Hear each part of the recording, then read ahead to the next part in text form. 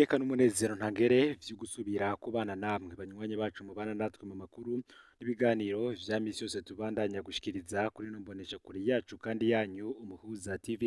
Uyu ni umwanya tugiye kubagezako amakuru biriko biravugwa bigezweko muri kano kanya ngaha mu gihugu c'u Burundi. Akaba ari amakuru tuzagaruka cane ku biriko biravugwa mu gisata ca politike, aho tuza kuraba ku biriko biravugwa mu mugambwe CNDD-FDD, bihangange vyo muri uwo mugambwe ndetse namwe mu banyepolitike bahambaye cane ngaha mu gihugu. Ndabaye kaze rero muri ano makuru mwe mubana natwe umunsi ku yundi, aho muri hose rero mwe muri ngaha mu gihugu c'u Burundi mu ntara zigize ubuseruko, ubumanuko, uburaruko, uburengero, abadukurikirana baherereye mu bihugu bigize akarere ka Afurika y'ibiyaga binini, abari ku mugabane wa Afurika ndetse n'abari mu makungu ya kure, mwese ndabaye kaze muri ano makuru. Ni ijambo rigira rigaruki politiki y'agapapu. Iri ni ijambo derutse kwigishwa n'umwe mu bazi neza ubutegetsi bwa CNDD-FDD. Uyu niwe yavuze ingene muri ubwo butegetsi bareka umuntu agatunga cane, kenshi biciye mu manyanga, hanyuma igihe kigeze bakamupapura bwa butunzi babanje kumupfunga, bakamurekura atanze amamiliyaridi atawuzi iyo aca ajanwa. Bamwe mu bakunze gukorwako n'iyo politike n'abagwizatunga bashigikiwe n'ibihangange bagiye barahabwa amasoko adatahuritse ya leta.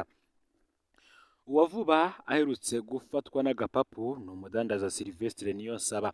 Uyu yari yafashwe inyuma gato yabenda hamwe wiwe Dieudonné Murengerantwari yararongoye banki nkuru y'igihugu BRB. None nawe yarekuwe vy'agateganyo atanze amamiliyaridi, gusa kuri ubu idosiye yiwe nawe ntirasubizwa mu butungane. Nkuko rero benshi bariko barabivuga, ubundi bibukana umudandaza bita Prosper Hakizimana batazira gisiga. Ingorane y'agapapu nuko niyo umaze gutanga ayo mahera n'ubundi usubira ugafatwa bakakwaka ayandi. Olivier Suguru rero nawe biravugwa yuko politike y'agapapu yoba igira imushikire, kuko avugwa mu busuma bw'amavuta agenewe abapolisi. Umushingamateka Olivier Suguru asanzwe ari umunyamabanga mukuru wa sosiyete Savonor kuva ubutegetsi bwa Nkurunziza. Suguru ni umuntu yagiye araronka amasoko adasanzwe mu nzego z'umutekano n'igisirikare, harimwo amasoko yo kugura imyambaro n'ibirato vy'abasirikare n'ibindi. Ni kenshi rero izina ryiwe ryavuzwe mu manyanga aba muri bene ayo masoko, aho haba havugwa amamiliyaridi menshi yoba asagira na bamwe mu bihangange. Olivier Suguru yavugwa ko yakorana na Perezida Nkurunziza, anakekwa ko ari mu Nkurunziza yarongeka kunyegeza amafaranga yiwe hanze y'igihugu.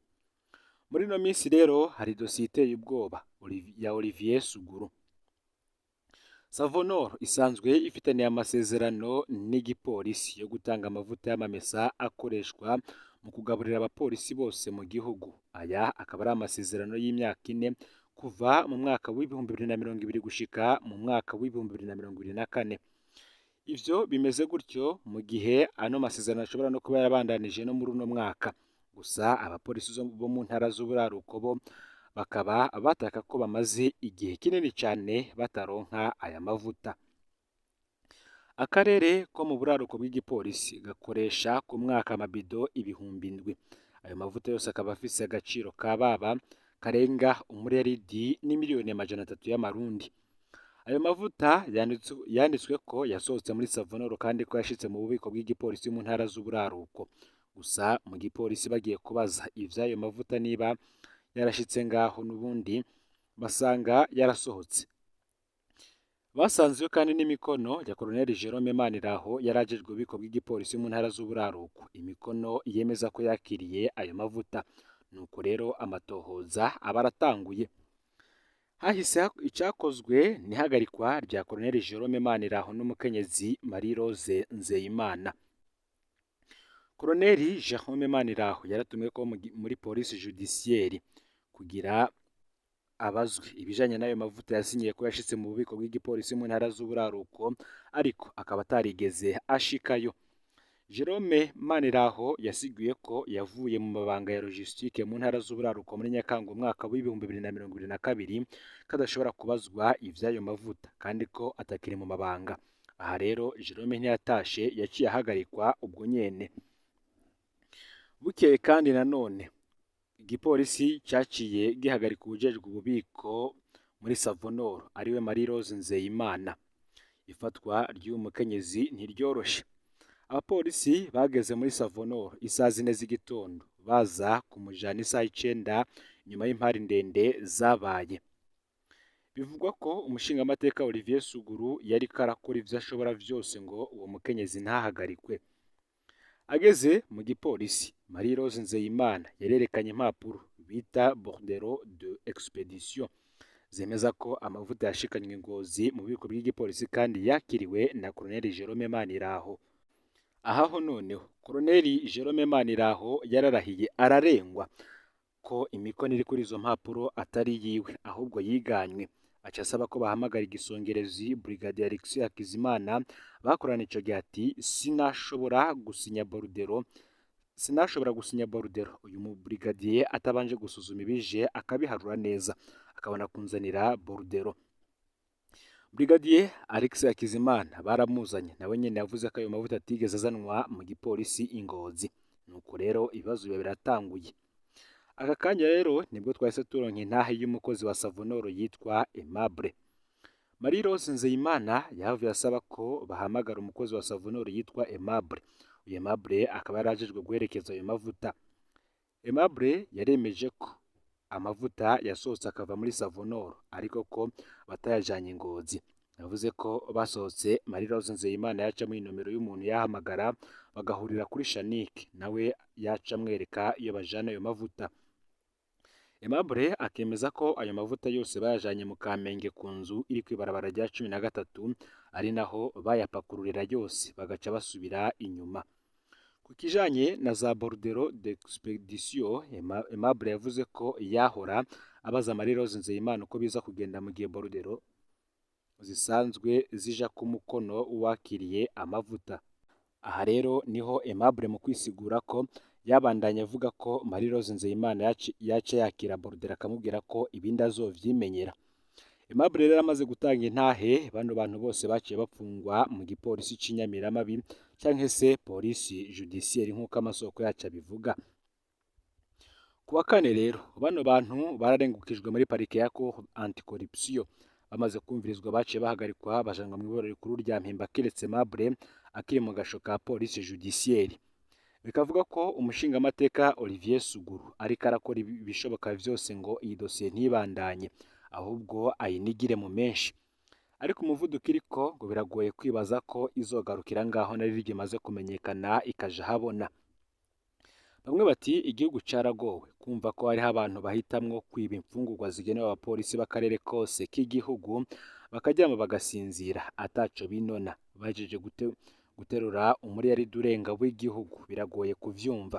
Ikibabaje hano kandi nuko bagira kwiba umuriyaridi w'igihugu bakongera bagasubira bakagurisha ya mavuta ubundi muriyaridi.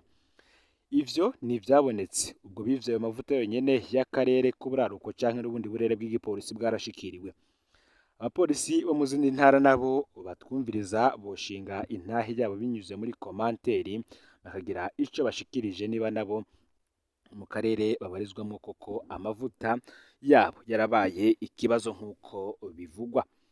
Mu yandi makuru kandi reka tuyabandanize ku biriko biraba muri aka kanya mu gihugu ca Leta Zunze Ubumwe za Amerika aho hariko haraba irahira ry'umukuru w'igihugu Perezida Donald J. Trump. Uyu akaba yararahiriye akaba agiye kurahirira kurongora ico gihugu kuva muri uyu mwaka nk'umuperezida wa 47 w'ico gihugu. Ni mu gihe ibitero vyo gufata no kwirukana bimukira aba muri Amerika atamusha bafise bitegekanijwe gutangura ku munsi wa mbere nyene ubutegetsi bwa Perezida Donald J. Trump nk'uko amasoko yabibwiye imbonesha kure CBS kurana na BBC muri Leta Zunze Ubumwe za Amerika.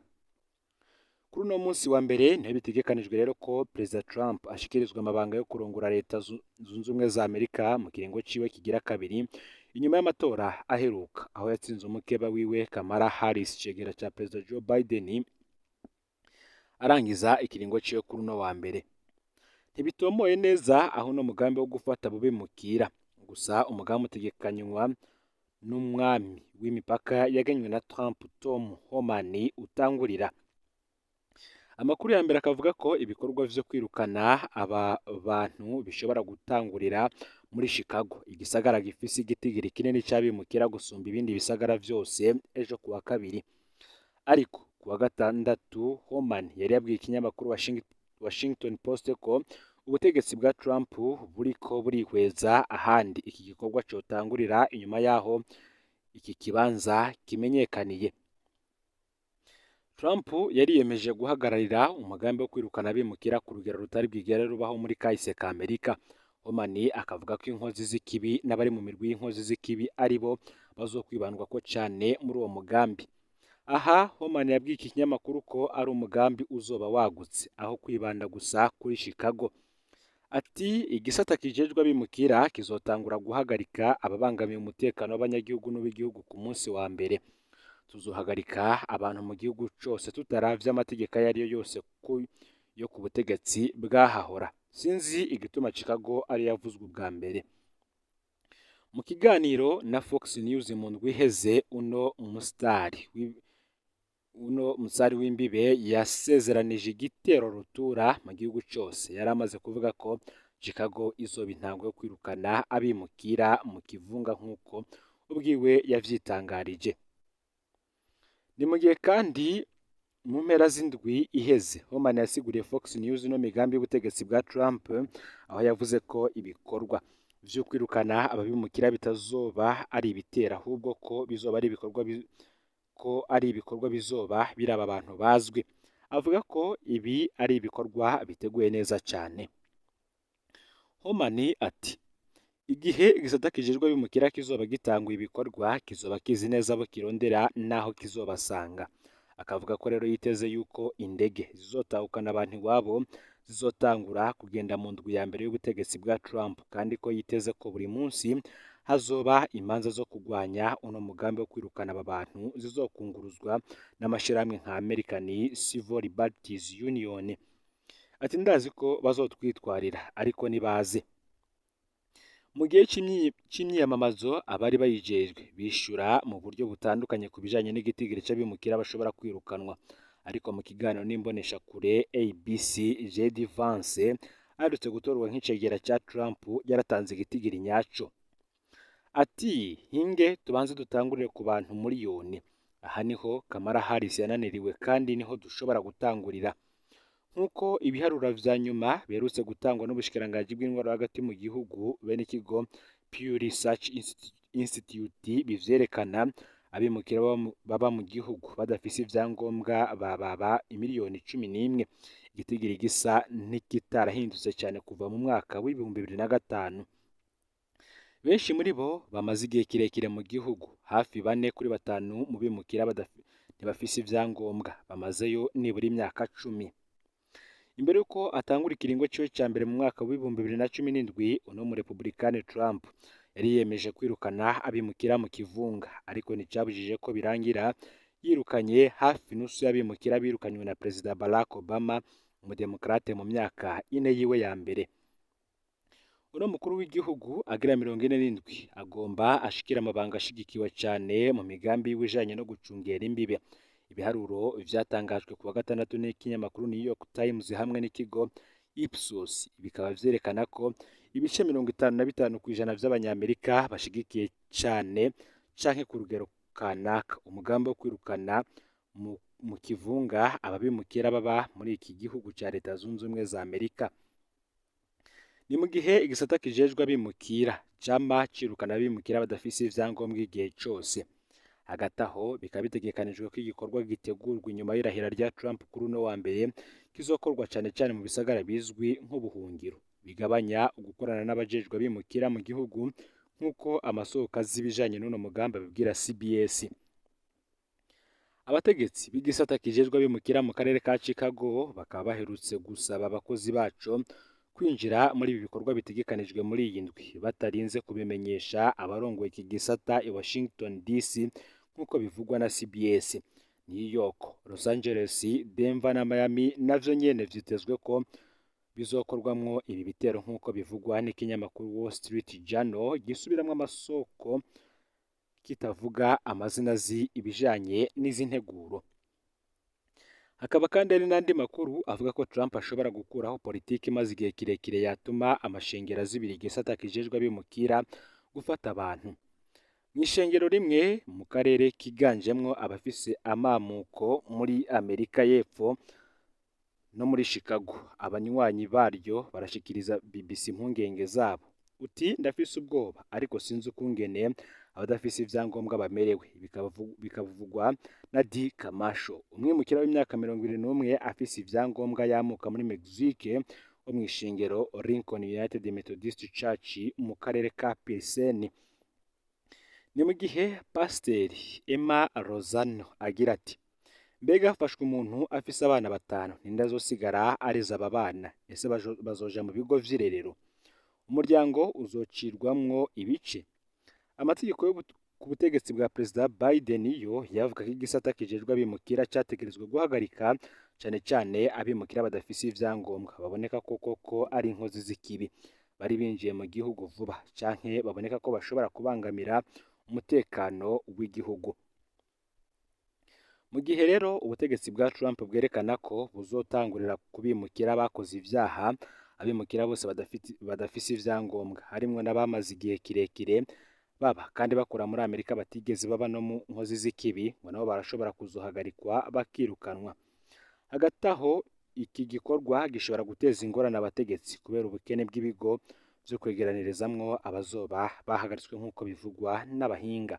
Aya niyo makuru yaragezwe ko muri kano kanya rero ufyonde subscribe canke s'abone niba utari wafyonda ko kugira ngo utojishikanwa nadushikiriza sangiza no makuru bagenza aho bari hose kugira ngo nabo baje mu bambere bashikirwa nibiba biriko biravugwa yaba mu gisata ca politike, agateka kazina muntu, imigenderanire n'ayandi makungu ndetse n'ibindi vyinshi. N'Umuhuza TV, Imana iba hezagire ibikorwa vyanyu vya misi yose muriko